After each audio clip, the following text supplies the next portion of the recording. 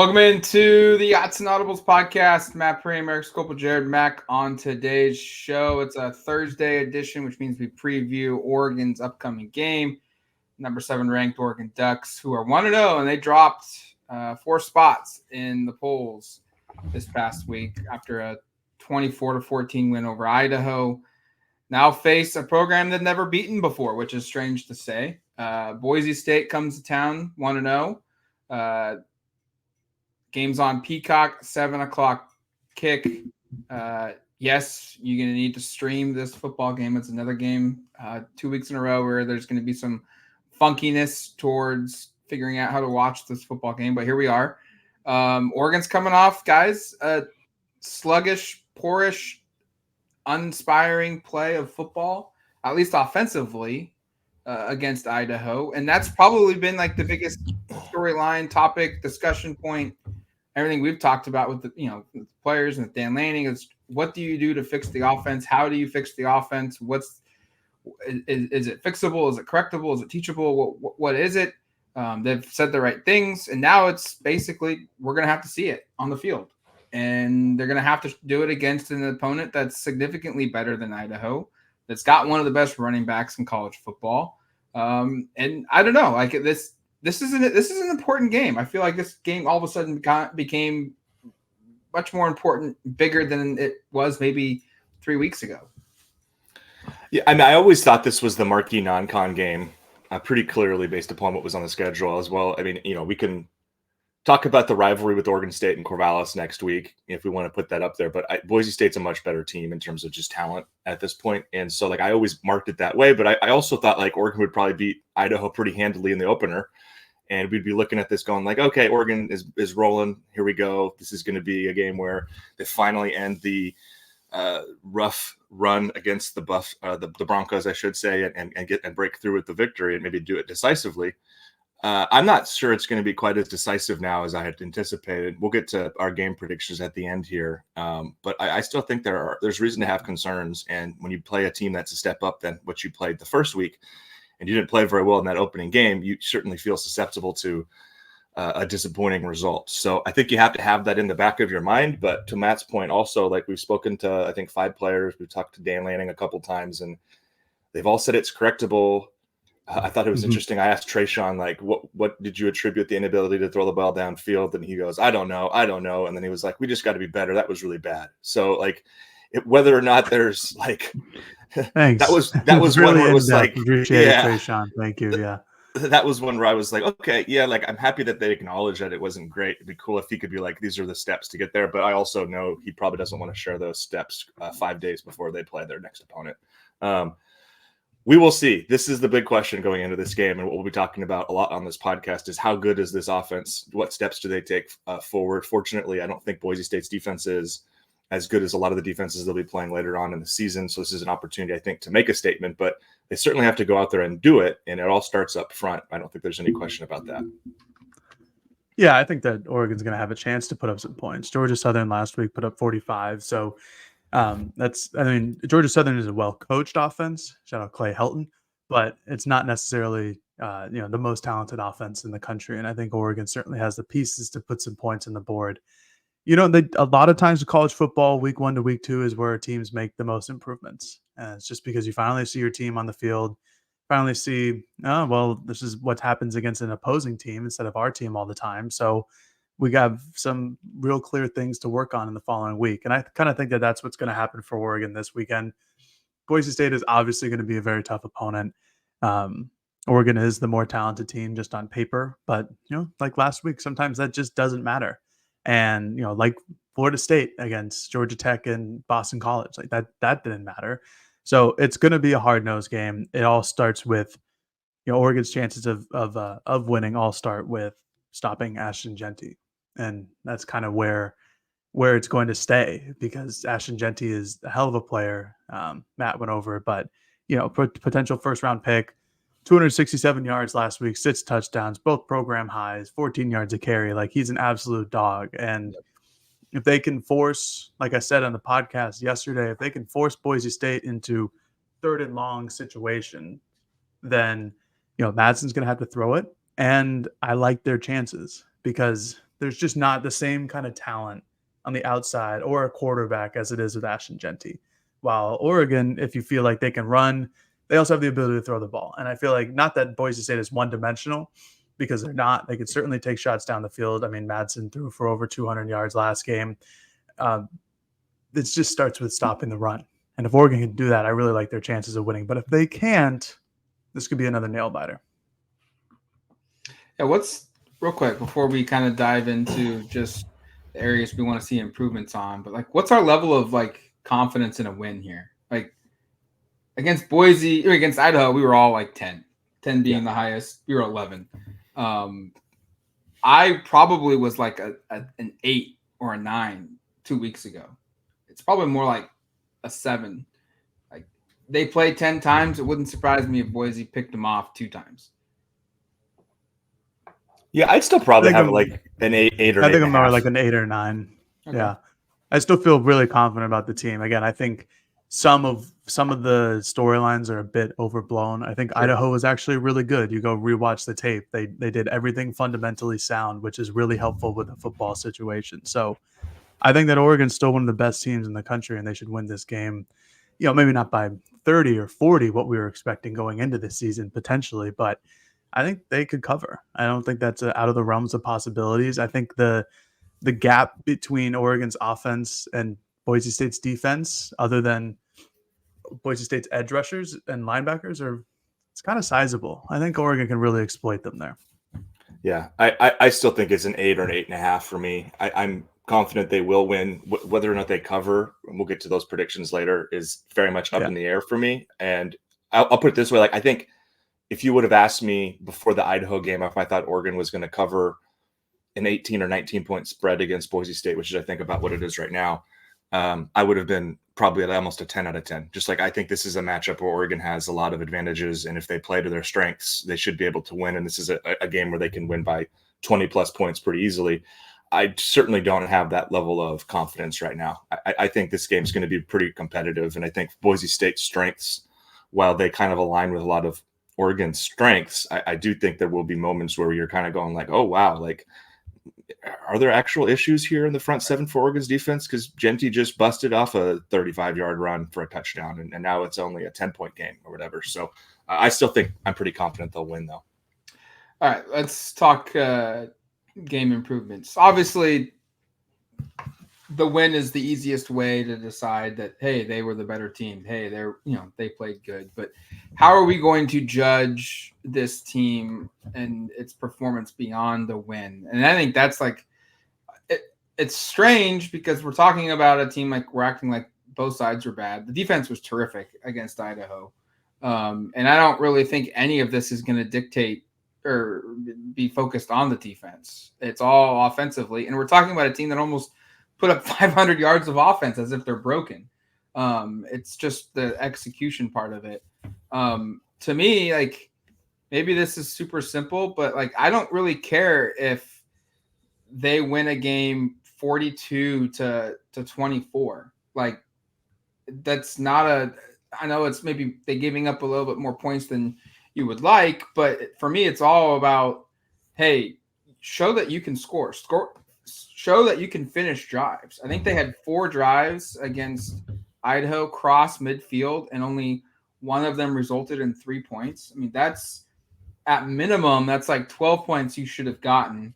And at maximum, that's like 28 points that you should have had. And you only got 3. And so for me, it's score, like finish drives, be correct here. And I think that's all encompassing of, explosion plays and better run blocking and whatnot. But like last 2 years with Bo Nix at quarterback and Dillingham as the OC, and then last year with Stein as the OC, we were so used to scoring being, no, it's not, but easy. Like it was a deal where it didn't look hard for them to do that. And, Dylan came out and was talking about how strenuous they made every drive be for themselves, and that needs to stop. And so for me, it's pretty simple. Like finish the job, finish the drives, score points. And if you win by 14 or 17 and you don't cover, like I'm okay with that as long as you show the fact that this offense is back to what it was supposed to be. I think that's a fair way of assessing it. And Dylan did use that word strenuous numerous times, but it was so easy, it felt, when Bo was leading the offense the last couple of years. And that's why they averaged like 45 points per game a year ago. It just felt like, why are we worried? The offense gets the ball, they're going to go the length of the field and score basically every time. And so I agree, Matt. I think converting, I think if you make it to the red zone, the minimum is 3 points. They shouldn't have empty trips. We saw a couple empty trips last weekend. I think that's a key. And then my big one is really just the run game. You can't show up and run for just over 100 yards with less than 3 yards per carry back-to-back weeks against defenses that are not seen as like SEC top tier stalwart defenses. Obviously, Idaho's not that. Boise State's a big step forward from that, but this is not seen as a pinnacle premier defense nationally. Even BJ Rains, when he came on the podcast, would acknowledge that defense was the kind of component that maybe is lacking for Boise State. I know pass defense primarily, but I think all over the field there. So if you're Oregon, I think you got to set a benchmark of try to get to 200 yards on the ground. I think that's attainable in a game like this. Try to pound the rock, and certainly, like, maybe this is another game where you end up throwing it a little bit more, and so maybe 200 is too large of a barometer, but at least get to 4.5, 5 yards per carry. I feel like these are not that high of benchmarks to reach, but if we come out of this going like, man, back-to-back weeks where they just can't run the football, you're going to start being really concerned based upon what you see, especially when you get to conference play with Ohio State, with Michigan. Even Illinois has some good defensive linemen. So there's going to be matchups certainly throughout the rest of the year where that becomes like, uh-oh. So for me, I think the ground game is really paramount. Yeah, I just think it's execution. I think it's pretty simple as that, and it's mostly on the offensive end. Defensively, I'll touch on that just a hair. The execution mistakes really came from trick plays, slip screens, obviously the reverse flea flicker. Like, those are all plays that Dan Lanning talked about after the game, and I think on Monday too, where it's like, yeah, no, we had sets in, we had key alerts for us to know what was going to happen, and we just didn't execute. So that's kind of like on the defensive end, because they played really, really well. And it's hard to really look into this game and be like, oh, they should improve here. It's like, they were pretty darn good across the board. I mean, they had 49 allowed rushing yards. Like, half of their Idaho's offensive plays came on the 2 slip screens and the 1 reverse flea flicker. So it's tough to come in here and say the defense needs to improve. But maybe next week I'll be saying something like that. But it's really just the offense, and it really just comes down to execution. I mean, these, like, you go and rewatch the film, and it's just poor execution after poor execution. All of these mistakes that were made, maybe not all of them, but a majority of the mistakes that were made could have been figured out just by executing the play as they were originally designed. Like, I don't know, there's the one sweep to the left on the goal line with Kenyon Sadiq. Like, it was just so poorly blocked from everybody. Josh Connerly did his job getting out to the edge, and then Patrick Herbert and Terrence Ferguson, 2 of the most trusted players on the team, just completely whiffed on their blocks.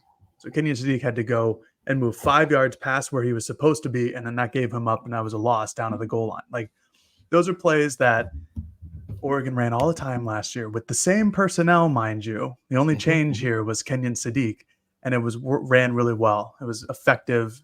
Everybody executed where they should be, and these are senior leaders here. So that's just it for me. If Oregon executes, there's no doubt in my mind that the talent level and the disparity there should get them by. I agree. Because they're just a better team. They were a better team last year. A lot of these things were execution errors. They are pulling guards, tripping and falling on a 4th and 1, pulling guards, missing their blocking assignment, chipping somebody into the B gap and having them run right after the quarterback.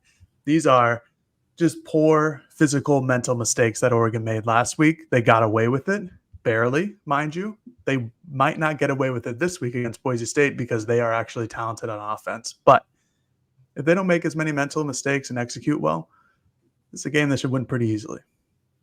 I like that.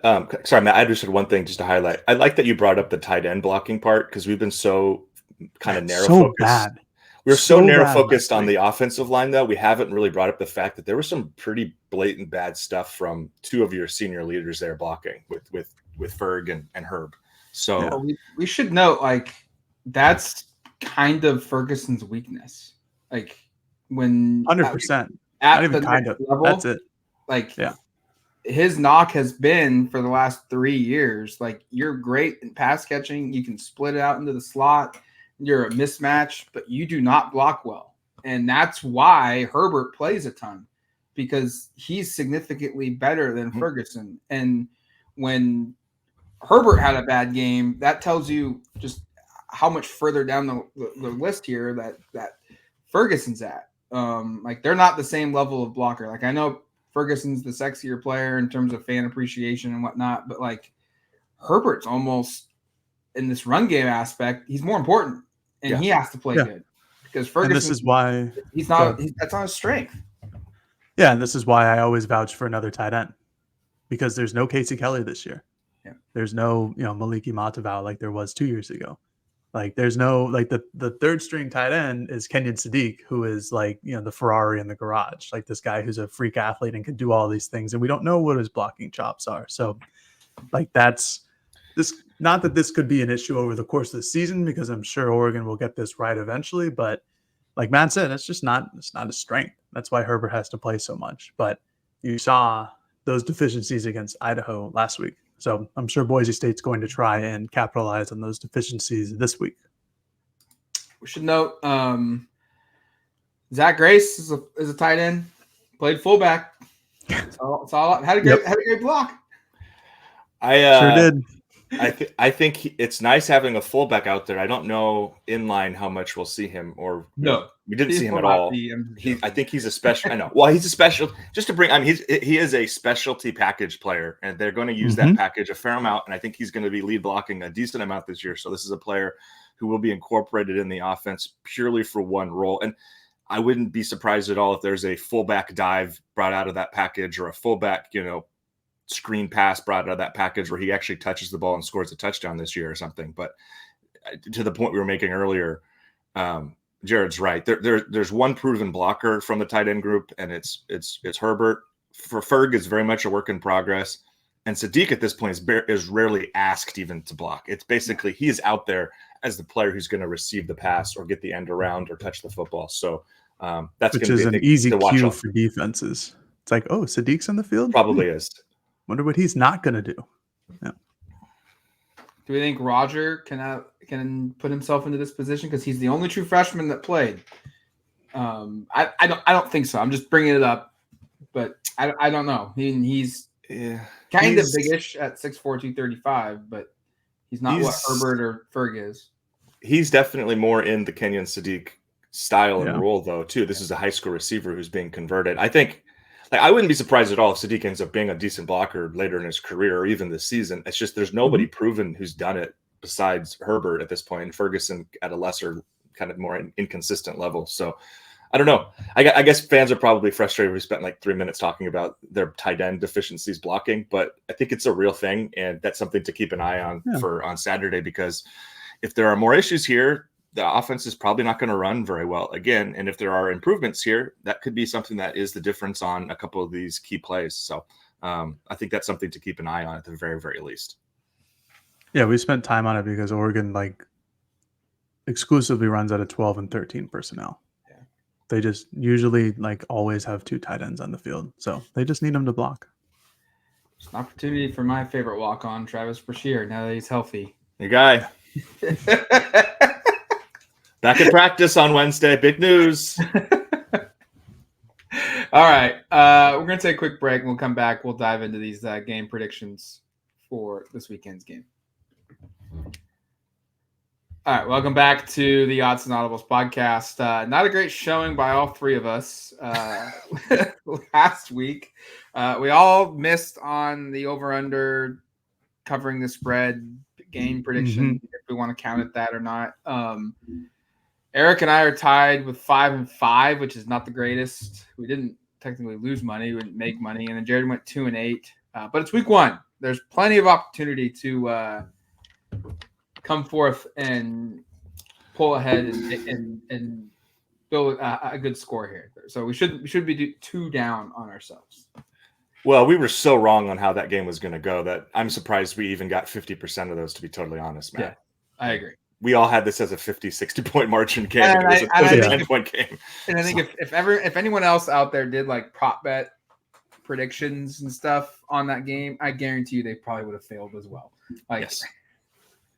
It was the type of game that no one expected. So, all right, we've changed up the order in terms of who picks what. I believe Jared did the team prop bets. I did. So, Jared, over under Oregon hits 500 yards on offense.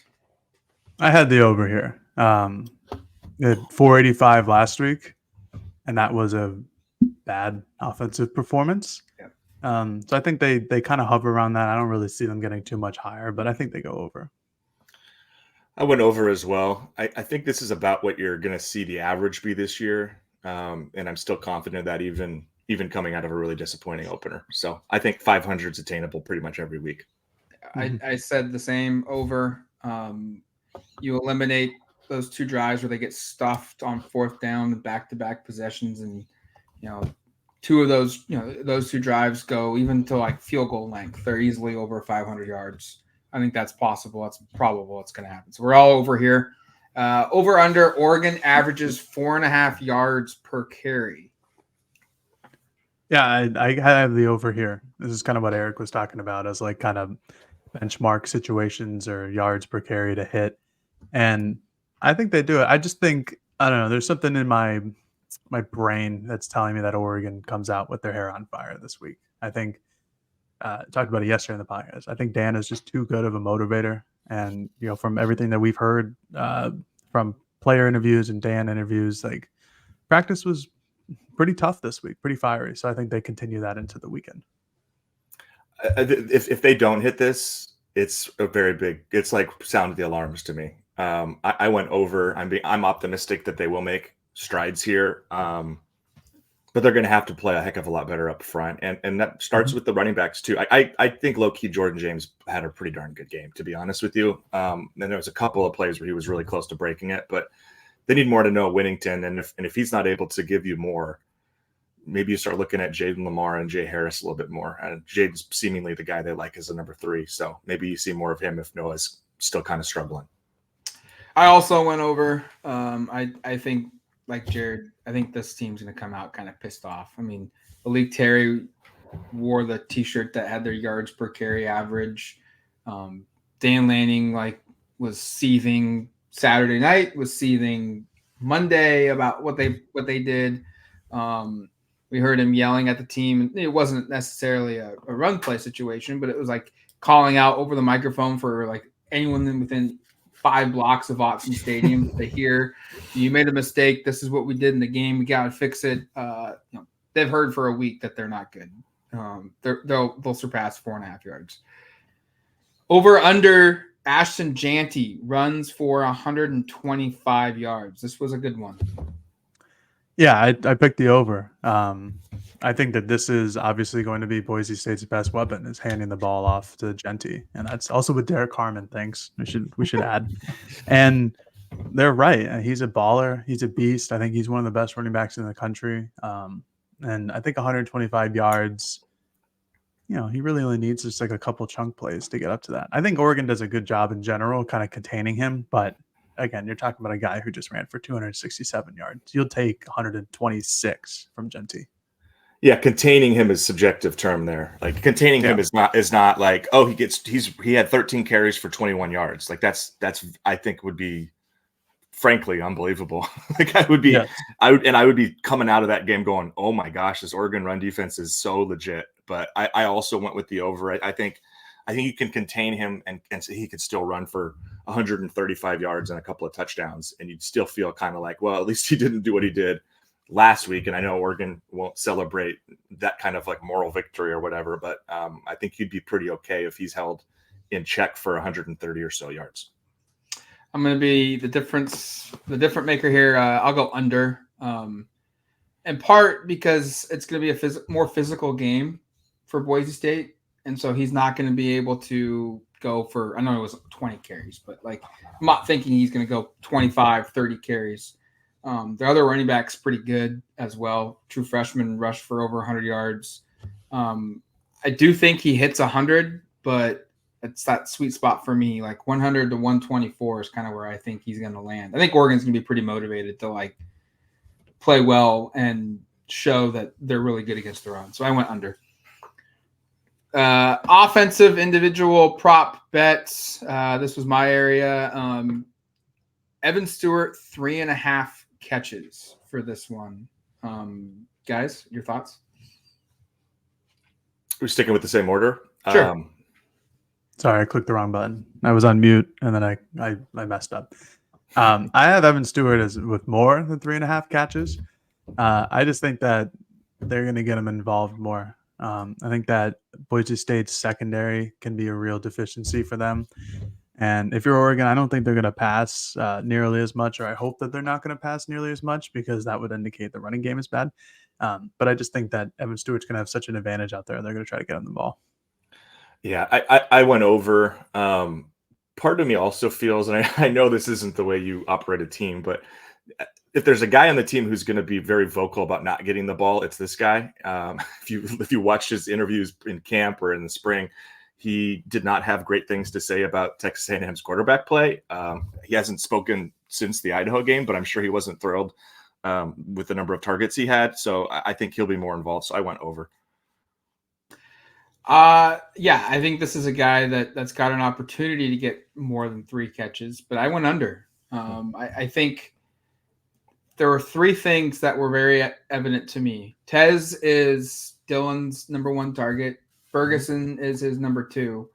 And then Kenyon Sadiq might be like the 3rd guy he looks at. And then it becomes a battle between Trayshawn and Evan Stewart. So I just looked at it and said like 4 or 5 targets, maybe that bumps up to 6 or 7. He probably catches half of those.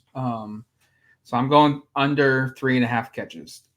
Dylan Gabriel, 325.5 passing yards, over under.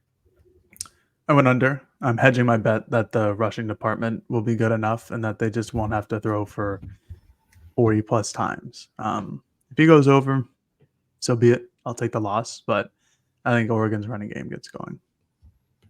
Yeah, I went over, and I'm kind of regretting it now that I just think about how I would envision the game going. I think they're going to want to prove they can run the football, and if it becomes a game like last week where, like, we thought I predicted Dylan Gabriel would attempt less than 25 passes in that game, and he almost doubled that number. So yeah. I don't think they want to repeat that kind of an outcome, but I went over here, and I do think it's very much in the realm of possibility of, if this is a close game, maybe it's because they aren't running the ball quite as well. And if that's the case, they're throwing the football and needing to accumulate yardage and score points through the air. So I went over, but it's probably one of the ones I feel kind of least confident about. I said over, and not because I don't have confidence in the run game. I've just got confidence Oregon's going to be better significantly in both areas. I think Tez is going to pull off a deep shot. I think we might see maybe it is Evan Stewart catching a bomb in this game. I think there's going to be some explosion plays offensively that will naturally lead to more yards than whatever it was, like 8.9 yards per attempt he averaged last week. It's not going to need 41 completions to get the 380 yards. It's going to be something smaller. I think the offense will be more explosive. So give me the over here. Okay, Jordan James, 130.5 all-purpose yards. I went over here. I think this will be pretty easy. He went 135 last week, or 95 on the ground, 40 in the passing department. Again, this kind of goes to why I didn't pick Dylan Gabriel to throw over 325 yards. I think the running game gets going. I think James leads it. Yeah, I went over, and I think it's a sneaky thing to look out for is like maybe he actually outproduces Genty, or you come out going like, oh, wow, that was actually more of a neutral than we thought. And I'm not predicting that part necessarily, but I think Jordan could have a really big game here. I thought he looked the part in a little bigger role last Saturday. And again, he was really close to breaking a couple. I wouldn't be surprised if he breaks like a 40 or a 50 yarder, and that makes this one in particular really easy to get to. I also went over. I almost made it 1 rushing yards only because I don't think the checkdowns are going to happen that nearly as much in this game. which takes away some of Jordan James's receiving yard possibilities. But nonetheless, I'm going to go over. I think he hits, like Eric, I actually kind of think he might have a big day on the ground. And we could be changing our tune on the offensive line. All right. Defensive individual prop bets. These were Eric's. Sacks recorded by 3.5 or more players. I went under. 3 players recorded at least half a sack last week. Don't really see that this week, so I'm going under. I wanted to give us an easy one because I think the volume of the lift spirits because we did so badly. No, the volume last week. The volume with this pass offense, Boise State. I'm talking about. I don't expect to be significant enough, but I also think, like, in a perfect world, maybe it's a situation where you do take away the run game and they're forced to throw it, and you're just sending guys. And one thing I am confident is that Oregon's pass rush is really good, and I do think it's like versatile and includes a lot of different players. So I think there's certainly 3.5 or more players capable of getting to the quarterback. But I did go under because I think that's maybe because, like, what do we think? 25, 30 pass attempts at most in this game from Madsen. That's the case. Expecting them to get home that many times with that many different players feels a little high.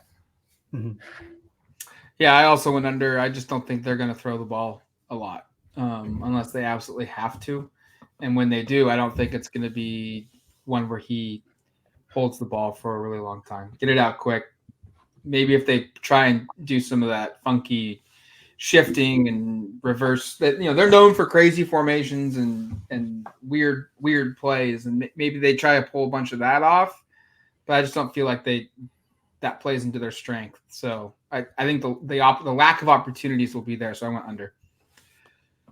Okay. Next one is Jeffrey Bassa, 7.5 or more or under tackles. That's an interesting one. This was hard. I went over. I'm assuming Jeff is going to play. If he doesn't, then my over will go down. But he looks full go this week at practice.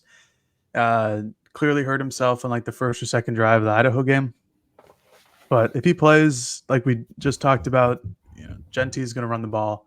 It's Boise State's offense. They want to have play action passes, and I think Boss is just going to be around the ball a lot. So I went over. Yeah, this is a game where you need your all-conference linebacker to play like one, right? And so 7.5 tackles is a pretty decent number.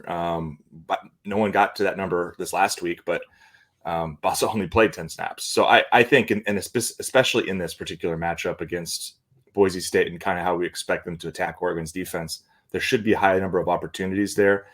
And I think Jeff will get it done. Again, assuming full health. If he's not fully healthy, this doesn't hit, and then you get a little bit worried about maybe some of the outcomes of those run plays. But I expect he'll be full go, and he's a warrior. I don't think he's going to miss this game unless it's just a more significant injury than maybe we think.